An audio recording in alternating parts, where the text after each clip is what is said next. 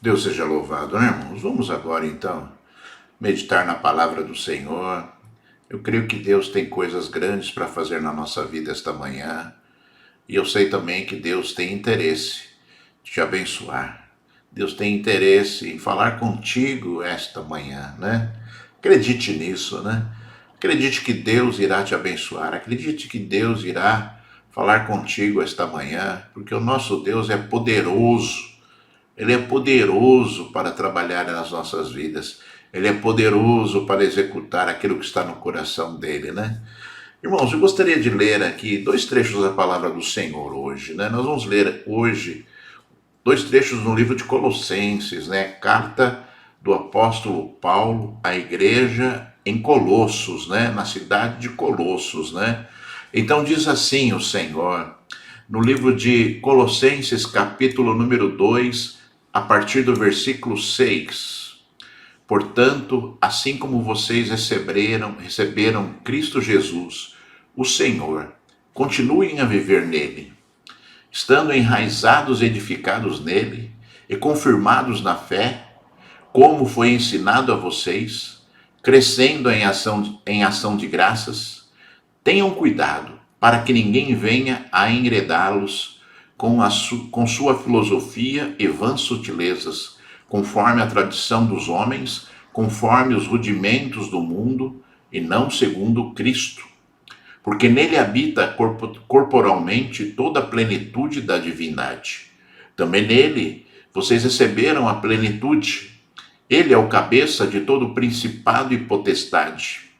Nele também vocês foram circuncidados, não com uma circuncisão feita por mãos humanas, mas pela remoção do corpo da carne, que é a circuncisão de Cristo, tendo sido sepultados juntamente com ele no batismo, no qual vocês também foram ressuscitados por meio da fé no poder de Deus, que o ressuscitou dentre os mortos. E quando vocês estavam mortos nos seus pecados e na incircuncisão da carne, ele lhes deu vida juntamente com Cristo, perdoando todos os nossos pecados, cancelando o escrito da dívida que era contra nós e que constava de ordenanças, o qual nos era prejudicial, removeu-o inteiramente, cravando-o na cruz. Agora, livro de Colossenses, capítulo número 3, a partir do versículo 1. Portanto, se vocês foram ressuscitados juntamente com Cristo, busquem as coisas lá do alto, onde Cristo vive, assentado à direita de Deus.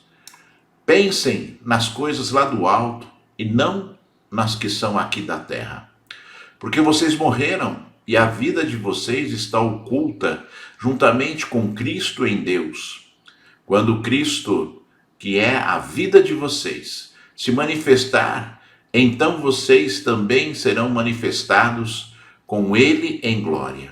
Portanto, façam morrer tudo que pertence à natureza terrena, imoralidade sexual, impureza, paixões, maus desejos e a avareza, que é a idolatria.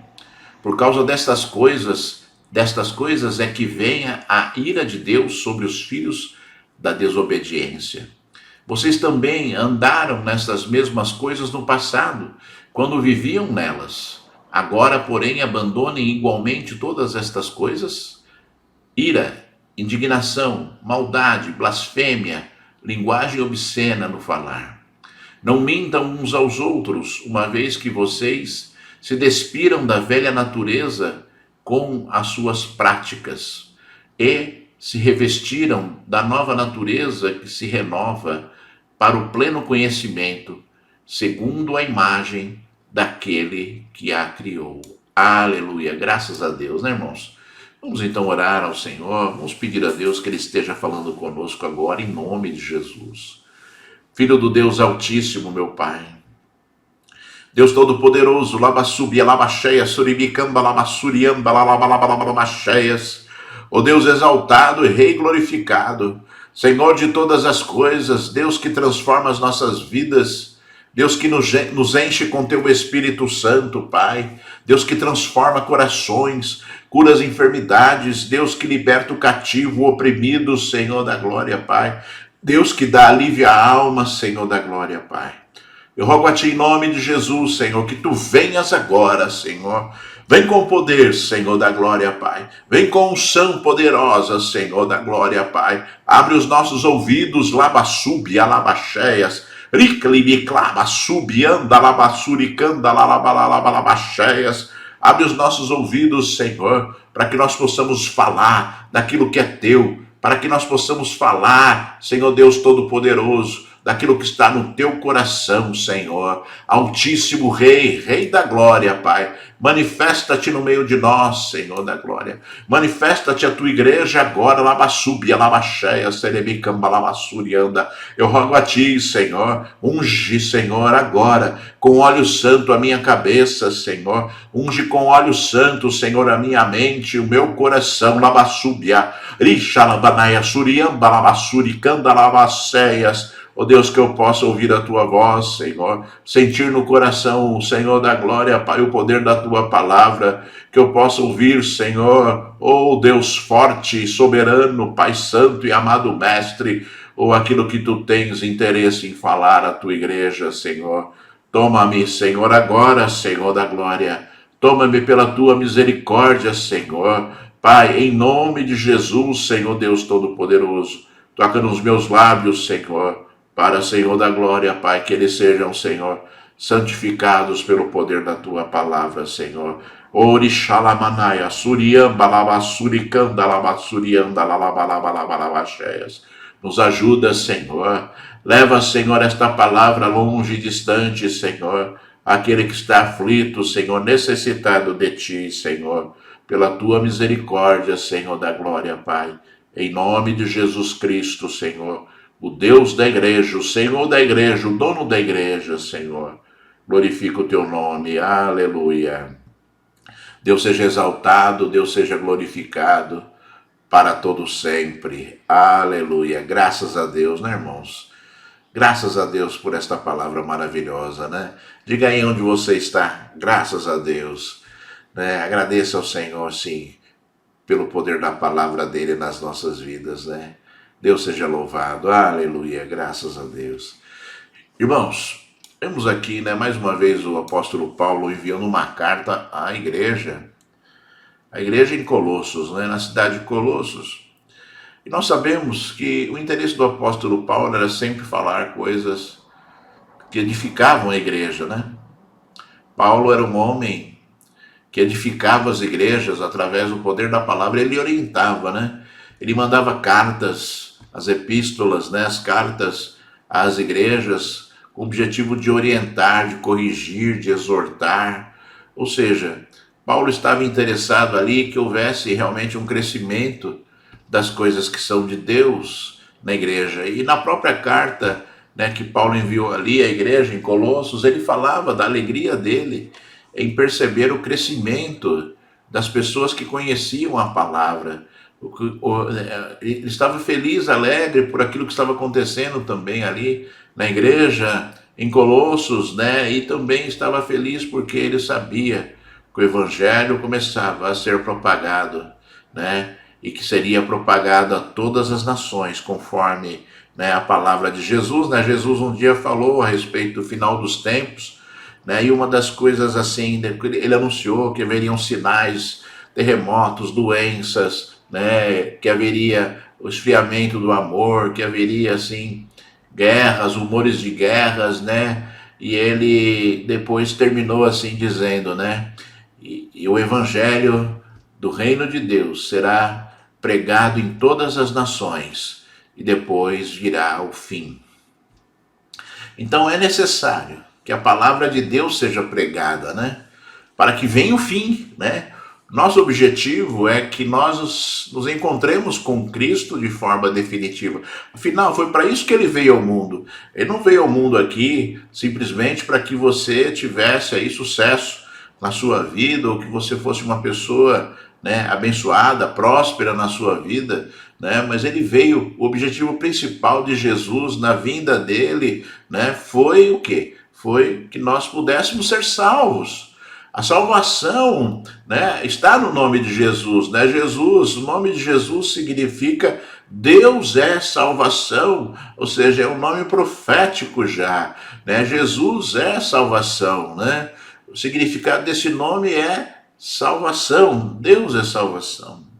Então, nós não podemos perder de vista isso, né? Não podemos perder de vista o esforço que o apóstolo Paulo tinha em ensinar as igrejas, em formar igrejas, né? Paulo era um verdadeiro apóstolo, né? Formava igrejas, constituía ali, né, homens, pregadores, ficavam um tempão nas cidades lá, e ali, né, levantava presbíteros, levantavam pessoas ali que pudessem dirigir as igrejas e continuar propagando ali, né, o evangelho de Cristo, e ele depois ia para outro lugar, e ali também ele, né, cuidava da expansão do reino de Deus, da igreja de Cristo, e se preocupava com aquilo que ele já tinha deixado. Por isso ele escrevia as cartas. Ele não podia estar em todos os lugares, né? Ele não podia estar ali, né, em todos os lugares que ele já tinha passado e criado ali, né, estabelecido ali igrejas. Então ele se usava das cartas, né, para orientar as pessoas, né? E Paulo está falando aqui a respeito da grandeza de Deus, né? E da preocupação de Paulo em que ali as pessoas em Colossos, né, continuassem ali firmes na presença de Deus, continuassem ali firmados no ensinamento de Paulo, conforme ele mesmo disse nos primeiros versículos que nós lemos, e que as pessoas não se deixassem levar por sutilezas ou por ali filosofias que eram ministrados a ela, né, de forma constante, porque esta é a obra de Satanás, tentar pregar sobre as nossas vidas, né, costumes, né, e jeitos de proceder que não vêm de Deus, né, que não vêm do Senhor. E você esteja atento a isso, porque a palavra de Deus é o teu guia, né? Porque a palavra de Deus é aquilo que é revelado a você, que te motiva a mudar, que te motiva a não praticar coisas, que te motiva a não se envolver com as coisas que são do mundo, né? Te motiva a não se envolver com as coisas que estão ao seu redor, tentando te sugar, tentando te dominar, né? Tentando te levar para, né, o ambiente perverso, né, das obras do inferno, né? Esse é o grande objetivo de Satanás, né? Arrancar as raízes que Deus plantou na sua vida, arrancar as raízes que Deus plantou na sua história. E nós estamos vivendo um momento muito difícil, irmãos, sabe? Para a igreja de Cristo, né? Muito difícil para as nossas vidas, é óbvio, por causa dessa pandemia, né? Mas muito difícil para a igreja de Cristo, porque, né, a igreja ela teve que se moldar, a igreja ela teve que mudar um pouco o seu papel, né, durante esta pandemia, para continuar ali propagando o evangelho, para continuar ali abençoando vidas, né? Para continuar ali falando de Cristo e abençoando vidas, né? E essa situação, né, em algumas vezes vai gerar coisas muito ruins, porque pessoas que não são alicerçadas poderão desanimar. Pessoas que não têm ali o fundamento de Cristo poderão ali abandonar o caminho pelos quais elas começaram a seguir. E é óbvio que se isso acontecer é porque essas pessoas verdadeiramente não entregaram seu caminho ao Senhor. Mas isso pode estar acontecendo, né? É interessante porque, né, a gente tem pregado a palavra, a gente tem ministrado a Deus, a gente tem ministrado muitas vidas, né? Ou por vídeo, ou por telefone, ou às vezes pessoalmente, porque a igreja não para. As pessoas não pararam de ter, né, dúvidas, problemas, dificuldades, né? E esse papel, muitas vezes, você não observa porque você não está do lado. Mas a igreja continua, mas a igreja está estabelecida. Muitas vidas continuam sendo abençoadas, muitas vidas continuam sendo alcançadas, né? E que você não se desanime, não, né? Uma hora essa situação toda, ela vai findar, Porque Deus, ele tem o controle de todas as coisas, né? É conforme, tem uma palavra ali no livro de Apocalipse, quando o Senhor Deus mandou derramar praga sobre a terra, né? E ali, em determinado momento, ele deu ordens ao anjo: pare, porque já foi o suficiente.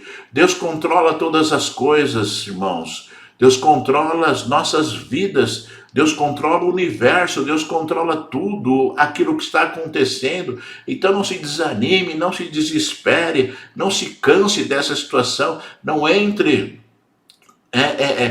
num surto depressivo, né, por causa dos acontecimentos. O seu Deus continua existindo, Jesus continua existindo, Jesus continua reinando, Jesus continua cuidando de você, Jesus continua cuidando da sua família, da sua casa, de tudo aquilo que você necessita, né? E se ele continua, então por que nós mudamos? Então por que nós vamos mudar a nossa mente? Então por que nós vamos mudar o nosso direcionamento? Então por que nós vamos mudar a nossa forma de pensar? Se Deus continua o mesmo, se o poder dele ainda se manifesta, se os cuidados dele ainda estão sobre as nossas vidas, Deus está cuidando de você, Deus está cuidando de tudo que você tem, Deus está cuidando, né, como, né, um homem zeloso, como uma pessoa zelosa cuida de nós, né?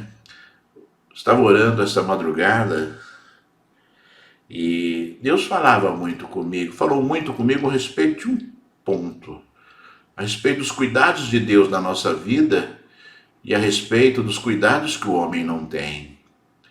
Deus cuida de nós, Deus cuida de você, mas você tem cuidado de você?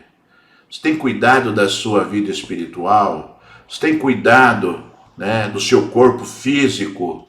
Você tem cuidado da sua mente? Você tem cuidado, né, para estar alicerçado na presença de Deus, buscando, né, se envolver nas coisas santas, leitura bíblica, oração? Você tem cuidado de você? Né? Você tem cuidado como Deus cuida de você? Porque Deus faz a parte dele, mas nós temos que fazer a nossa parte. Se nós não fizermos a nossa parte, né, haverá um buraco, haverá ali um lugar aonde, né, pode ser ocupado por outras coisas que não são as coisas que são de Deus, né? Então, Deus me falava muito a respeito disso hoje, a respeito da necessidade de nós cuidarmos espiritualmente das nossas vidas, né? De nós estarmos ali, como Davi fez no Salmo que nós lemos, Salmo 142, que nós lemos aqui na abertura deste culto, como Davi fez, estava fugindo ali do rei Saul, estava dentro de uma caverna, né? Escondido, né, com medo de morrer, né, e ele lançou sobre o Senhor a sua súplica, e ele falou: Senhor, eu lanço sobre ti a minha súplica. Né? Então que nós aprendamos, que nós estejamos nos levantando, que nós estejamos nos mexendo, que nós estejamos aí, né, atentos à qualidade espiritual das nossas vidas, como está a nossa vida espiritual em relação a Deus, porque Deus quer que o crescimento continue, Deus quer que a evolução continue, Deus quer que você esteja firme na presença dele, alicerçados na rocha, porque vem o vento, vem a tempestade, né? Vem a fúria, né? E jamais a casa poderá ser abalada, a casa que está construída sobre a rocha. Então que você esteja observando isso, aquilo que Deus está falando, que você esteja atento àquilo que Deus está falando, porque as pessoas, elas têm, né, olhado talvez para os seus lados hoje em dia, né, e talvez tenham esfriado, né, o seu desejo de busca, o seu desejo de oração, o seu desejo de adoração a Deus, né? E é lógico, irmãos, que quando nós estamos juntos adorando ao Senhor, é maravilhoso. Existe uma sensação incomparável, mas a nossa vida não é feita sempre, né, na bonança. Algumas vezes nós temos que passar pela tribulação ou pela tempestade, né, para que nós aprendamos e para que nós estejamos, na verdade, mostrando a nossa qualidade espiritual para nós mesmos em primeiro lugar e para Deus, né? Você tem que ter consciência disso, de que o crente verdadeiro, aquele que verdadeiramente se converteu ao Senhor, ele não vacila, né? Ele pode ali em alguns momentos passar por dificuldades, aflições, mas, né, o nosso clamor, a nossa busca gera refrigério, gera força, gera poder nas nossas vidas para nós levantarmos e seguirmos em frente, né? Foi assim com Davi, né, quando ele estava fugindo do rei Saul. E é assim, e será assim na sua vida também, e será assim na sua vida também. E não se esqueça daquilo que Jesus falou aqui nesses versículos, quando Paulo falou que Jesus, né, ele é o cabeça em primeiro lugar da igreja, ele é que comanda a igreja. Você ouviu bem? Jesus é o cabeça da igreja, ele é que comanda, é ele que comanda a igreja. E Jesus é o cabeça de todo o principado e potestade, ou seja, Jesus é a cabeça de toda a autoridade e de todo o poder. Principados e potestades. Ninguém está acima dele, então ele domina todas as coisas. Ainda que hajam potestades, principados e potestades das trevas, Jesus domina sobre eles também, né? Existem principados e potestades de Deus, mas existem principados e potestades das trevas, e Deus domina todos. Você fique tranquilo que Deus domina todos, continua dominando todos, né? E a sua vida está nas mãos do Senhor. Ouça bem, a sua vida está nas mãos do Senhor, né? E se Deus desejar, né, haverá mudança. Se Deus não desejar, haverá um caminho ainda a você prosseguir para que haja mudança. Então que você esteja simplesmente focado no Senhor, o Senhor da sua vida, o Deus da sua vida, o Senhor da sua história, né? O Senhor da sua história. Paulo disse uma palavra tremenda aqui, né? Quando Deus chamou Abraão para viver ali, né, momentos na presença dele, né? Deus ordenou que ali todo o primogênito fosse circuncidado, né? Ou seja, deveria se cortar ali, né, o prepúcio, né, que envolvia ali o pênis masculino, e, né, em sinal de uma aliança de sangue. Né, o simbolismo da circuncisão ali dos judeus, na época de Abraão, né, e eles praticam até hoje, né, era o quê? Né, que se demonstrasse, né, que ali simbolizasse uma aliança de sangue entre o homem e Deus, né? E essa aliança de sangue pressupõe o quê? Que o homem abdicasse, né, da sua própria vida, da sua própria carne, para viver as coisas que são de Deus. E o apóstolo Paulo diz aqui de forma maravilhosa, né, que nós não fomos circuncidados na carne, mas nós fomos circuncidados em Cristo Jesus. Ou seja, abdicamos da nossa carne, cortamos a nossa carne para vivermos as coisas que são espirituais, as coisas que são de Deus, né? Deus, né, se você olhar toda a palavra do Senhor, você vai observar que Deus vem construindo, né? Vem construindo e vem ensinando e vem falando coisas de forma simbólica, sempre levando a Cristo, né? Essa semana nós publicamos a palavra pastoral falando um pouco sobre a Páscoa. Deus instituiu a Páscoa completamente voltada para Cristo, idealizando Cristo, né? Idealizando, né, as coisas que aconteceriam em relação a Cristo nas nossas vidas. Então Deus tem feito isso. Então tudo que Deus estabeleceu, né, desde o princípio da criação, leva a Cristo, profetiza Cristo, porque Cristo é a nossa vida, conforme disse o apóstolo Paulo, porque sem Cristo não há vida, porque sem Cristo, né, não há homem com Deus, sem Cristo não há homem vivendo ao lado de Deus, sem Cristo não há salvação, sem Cristo, né, não há esperança. Não há esperança para as nossas vidas. E você tem que perceber isso. Você tem que perseverar no seu caminho, porque se você cortou a sua carne, se você já cortou a sua carne, né, você deve permanecer neste caminho.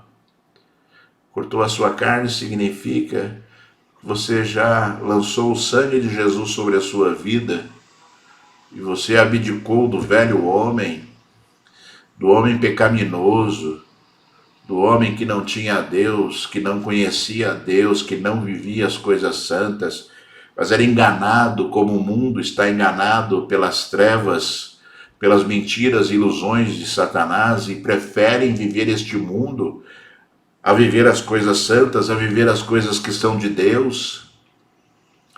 As pessoas estão preferindo este caminho, porque a palavra de Deus, conforme Jesus falou, está sendo pregada. A palavra de Deus está sendo anunciada a todos os cantos do mundo, a todas as nações do mundo, porque senão não poderá vir o fim. E você não pode perder de vista aquilo que está acontecendo contigo, porque faz parte da palavra. Aquilo que está acontecendo contigo faz parte da palavra. Assim como Paulo ensinava ali a igreja em Colossos, a palavra de Deus nos ensina hoje a viver ao lado de Deus, a viver as coisas santas, e estarmos alertas, conforme o Paulo falou, olha, não se deixe envolver pelas filosofias e vãs sutilezas, conforme as tradições dos homens, conforme os rudimentos do mundo e não segundo a Cristo. Ou seja, a nossa vida é uma vida de vigilância, porque muitos têm caído, muitos têm deixado este caminho para viver, o pecado, a sensualidade, para viver ali, os prazeres mundanos, que serão corroídos um dia e destruídos pelo poder de Deus, Muitos estão fazendo isso, irmãos. Parece que não, mas faça uma reflexão, Faça uma reflexão de pessoas que você conhece e que já tiveram contato com Deus e hoje estão distantes de Deus, estão desviados do caminho do Senhor, ou estão vivendo uma falsa religião, ou estão vivendo, uma ilusão nas suas vidas, dizendo, Deus conhece o meu coração, Deus conhece o meu coração, Estão dizendo isso e achando que Deus é bom, Deus é bonzinho e que vai se sujeitar ali às fraquezas espirituais do homem, Se Deus não sujeitou, se Deus não se deixou levar, pelo pecado do primeiro homem, e da primeira mulher, quanto mais ali nas nossas vidas, Não se engane, irmãos. Persevere no teu caminho. Se você já cortou a carne, se você já ali entregou a sua vida a Jesus, se o sangue de Jesus já fez ali o papel que ele deve fazer na sua vida, não se volte, não esmoreça, esteja indo, caminhando, porque um dia você vai chegar, como o povo de Israel andou 40 anos no deserto e um dia chegou. Um dia nós vamos chegar, Um dia nós vamos chegar à presença de Deus, um dia nós vamos chegar ali aonde Deus deseja que nós estejamos de forma definitiva, E Paulo disse uma palavra maravilhosa que na verdade é o símbolo do batismo, Que nós fomos ali sepultados pelo batismo, Fomos sepultados pelo batismo e ressuscitados como novos homens quando nos levantamos ali das águas, assim como Deus, assim como Jesus morreu ali, foi sepultado, E no terceiro dia ele ressuscitou, Assim é a nossa vida, quando nós entregamos a nossa vida ao Senhor, nos apresentamos a Ele e morremos para a carne, e morremos para o mundo, e morremos para os desejos da carne, chamado de concupiscências na Bíblia, Que você perceba isso, que um dia que um dia, né, se você já foi batizado nas águas, que um dia você, né, mostrou publicamente, você expôs publicamente, né, o seu desejo, a sua vontade, a sua decisão de ser sepultado, o velho homem morrer, o velho homem ser destruído, o velho homem já não ter mais força nem autoridade, né? E quando, né, você ali se levantou, você nasceu como uma nova criatura, você nasceu como um novo homem, conforme Jesus falou, né? Temos que nascer de novo, temos que nascer de novo. Jesus falou para Nicodemos: se o homem não nascer de novo, não poderá ver o reino dos céus, né? Nicodemos não entendeu nada, mas você entende o que significa nascer de novo. Você entende que o velho homem deve morrer, que o velho homem deve ser destruído, que o homem da carne, o homem do pecado, o homem das coisas que são do mundo, né, que seguia as filosofias, né, que seguia ali, né, o trajeto que o mundo deseja que nós sigamos, né, esse velho homem não deve aparecer mais, ele deve ser sepultado de forma definitiva, e quando ele começar ali, né, a se mexer ali no túmulo, você manda ele ficar quieto ali e fala: você já morreu, você já não tem autoridade, você já não pode com a minha vida, você, né, não faz parte mais da minha vida, e siga em frente, seguindo ali, né, os desejos de Deus, seguindo ali aquilo que Deus deseja para a sua vida, né? E se você observar aquilo que Paulo falou também, nesses versículos, você vai notar que ele falou que Jesus, através do sacrifício na cruz, ele pagou uma dívida. Ele pagou uma dívida. Irmãos, o mundo espiritual, ele é extremamente ativo. E o homem não percebe aquilo que aconteceu quando Adão e Eva pecaram. Adão e Eva pecou, Deus expulsou. Aconteceu muito mais coisas do que Deus ter expulsado da presença dele. O homem constituiu uma dívida de morte, né?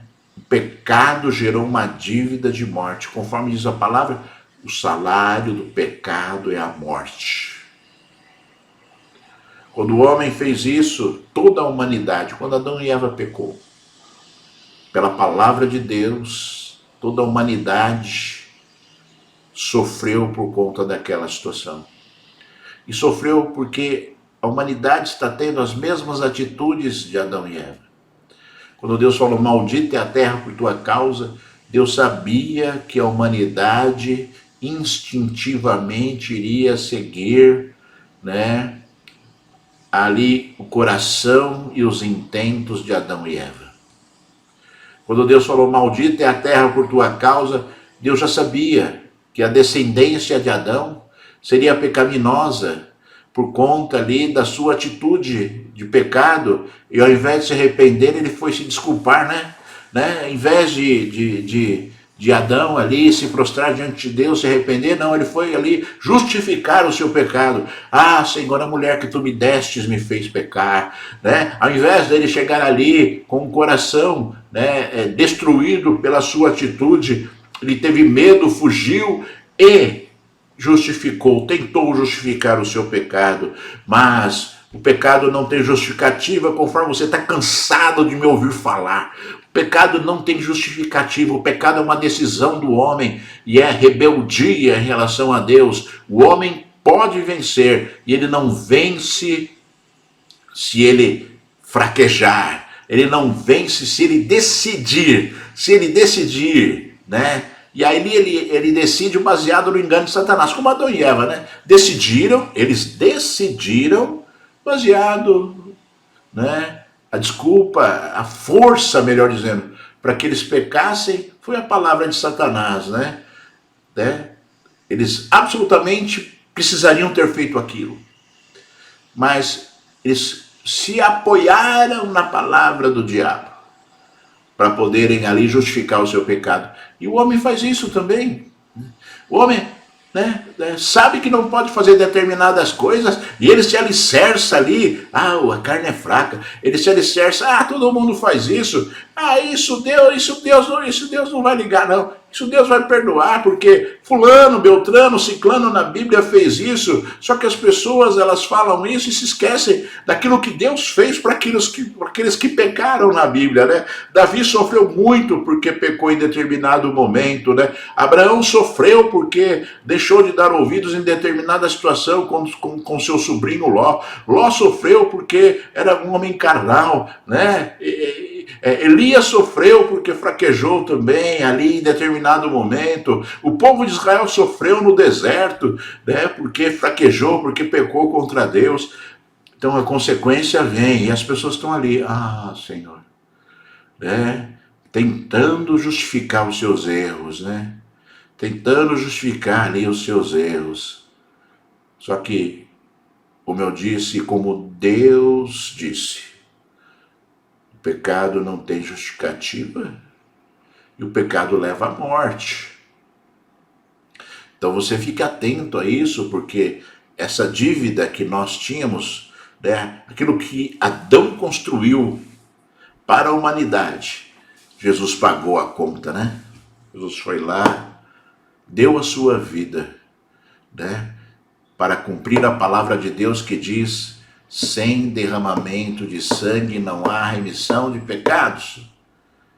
E ali, através do sangue de Jesus, né, através da morte, porque o salário do pecado é a morte. Então, para que não haja mais pecado, tem que haver a morte. Por isso que Deus instituiu sacrifícios de animais ali, né, junto com o povo de Israel e os sacerdotes, porque por causa do pecado os animais eram sacrificados, sangue era derramado, simbolizando ali a remissão do pecado por causa da morte de um animal. E Jesus veio isso e pagou a dívida e tirou de sobre nós todo o jugo que havia sobre a nossa história, sobre o pecado, a condenação, né, que separava o homem de Deus, que destruía a vida do homem, que ligava o homem ao inferno, que ligava o homem à desobediência, que ligava o homem à rebeldia. Isso foi anulado pelo sangue de Jesus, isso foi anulado pelo poder de Jesus, né? Uma dívida alta, irmãos. Uma dívida alta e foi paga. É como se nós todas as pessoas da terra, tivéssemos ali a condição de sermos perdoados na nossa dívida e podermos adentrar para as coisas que são de Deus, né? Ali as pessoas ali, a partir daquele momento, deveriam o quê? Regenerar as suas vidas, se arrepender dos seus pecados, se voltar para Cristo. Mas as pessoas, elas têm, muitas vezes um senso pecaminoso maior do que a vontade de se aproximar de Deus, né? João Batista viu isso quando ele batizava ali nas águas. João Batista era um homem que nem Jesus, era primo de Jesus, mas João Batista falava abertamente. João Batista condenou reis, condenou Herodes, né? Quando ele ali, né, casou com a mulher do seu irmão, João Batista falava abertamente, e ele pregava a palavra, né, arrependei-vos, porque é chegado o reino dos céus, né? E ele ensinava e batizava nas águas ali antes de Jesus aparecer ali a ele. Só que ele percebeu que as pessoas iam lá se batizar, mas não tinham mudado de vida. Eles se enterravam na água, né? Eram sepultados na água simbolicamente pelo batismo e voltava o cadáver. Voltava o cadáver, não voltava a nova criatura, né? João Batista viu isso e ele falou: raça de víboras, falou para essas pessoas: raça de víboras, vocês são cobras. Quem é que vos ensinou a fugir da ira vindoura de Deus? Produzam frutos dignos de arrependimento, ou seja, né, estavam tentando fugir da ira de Deus, mas não tinham mudado de vida. Os frutos que saíam daquelas árvores eram os mesmos frutos podres antes do batismo, né?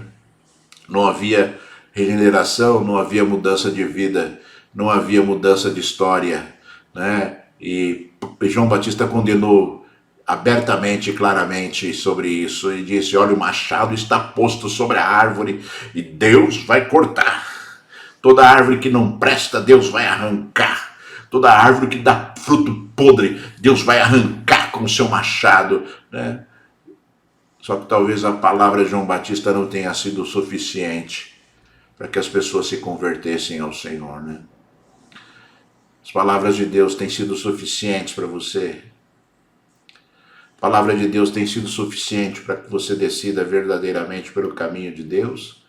Ou você ainda está, né, que nem Adão e Eva, se alicerçando na ladainha do diabo para você pecar e depois achando que Deus vai engolir a tua história, vai engolir a tua justificativa? Deus vai falar a mesma coisa para você que ele falou para Adão e Eva: saiam da minha presença, porque vocês são malditos. Deus falará da mesma forma. Se Deus não está falando já para você, se Deus não está falando para você, saiam da minha presença, malditos, conforme ele disse para Adão e Eva. Parece que não, né? Talvez você... Eu queria que você me entendesse. Eu queria que você olhasse o mundo espiritual, porque Deus é espírito. Eu queria que você compreendesse a Bíblia, compreendesse tudo aquilo que Deus deixou escrito na Bíblia, para que você pudesse o quê? Não fraquejar. Para que você pudesse entender o sacrifício de Jesus na cruz, para que você pudesse viver uma nova vida, uma vida ao lado de Deus, porque assim como Jesus morreu e ressuscitou, você deveria ter feito isso também, porque é nossa obrigação espiritual fazer isso. Jesus foi o primeiro, como ele sempre foi o primeiro em todas as coisas. Jesus é o primogênito, ele tem primazia sobre todas as coisas. Ele é o primeiro sobre todas as coisas. Sempre, sempre Jesus foi o primeiro. E sempre Jesus será. Eu não sei se ele está sendo o primeiro na sua vida, né? E se ele não está, é porque você decidiu assim. Mas Jesus é o primeiro de Deus em tudo. E o primeiro, o primogênito, o que tem primazia, vai um dia olhar para você e vai inquiri-lo se ele foi o primeiro na sua vida também. Porque se ele não foi o primeiro na sua vida, você será o último na presença de Deus, lançado no fogo, no lago de fogo e enxofre que arde de forma perpétua. Não se engane, não se engane, Jesus continua sendo o primeiro. Ele é o Salvador, o Senhor, ele é o Deus de todas as coisas. E se você prefere alicerçar a sua vida na mentira e no diabo, a decisão ela é sua. E você sofrerá as consequências pela tua decisão.